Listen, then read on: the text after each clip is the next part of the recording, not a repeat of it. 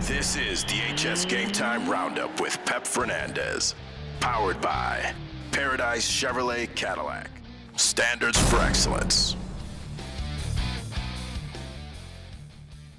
Hello everyone, I'm Chris Erickley and welcome to your Thursday edition of the HS Game Time Roundup.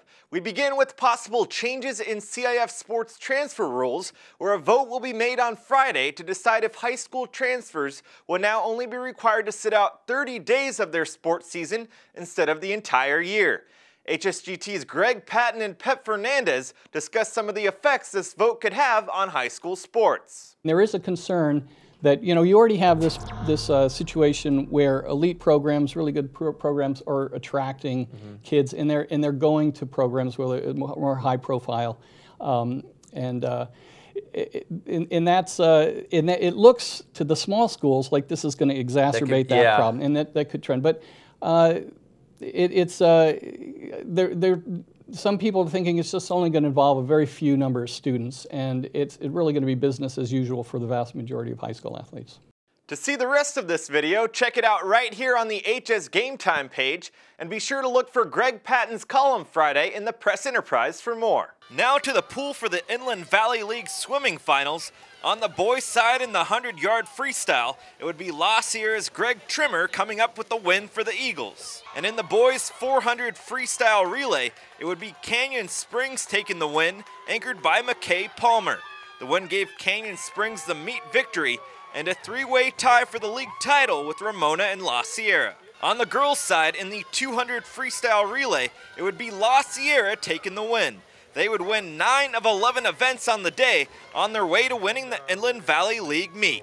A big showdown on the softball field Thursday between Hemet and Beaumont, with the two teams tied at the top of the Mountain Pass League. The game is knotted up at 2-2 in the bottom of the 6th when Alyssa Fui Meono breaks the tie with the sac fly liner to right. That scores Kaylee Gemmel, 3-2 Cougars. One more for Beaumont in the bottom of the 6th as Stephanie Tickmeyer slugs a double to the wall in center, bringing around another Cougar run for a 4-2 lead. But this game is far from over. Top 7, 2 runners on for Hemet when Mackenzie Miller drops the opposite field 2-run double down the right field line, and we have a tie ball game. Still in the top of the 7th, out on some more drama. How about a 2-run homer out to the Renejon in center by Taylor Vanzie to give the Bulldogs the 6-4 lead. Now in the bottom of the 7th, the party is far from over. With runners on 2nd and 3rd, Jackie Riley rips the 2-run single to left, and the game is tied up again at 6-all. Still in the bottom of the 7th, after all that suspense, Beaumont would win the game on a bases-loaded walk. That's good for a 7-6 win as they take the lead in the Mountain Pass over Hemet.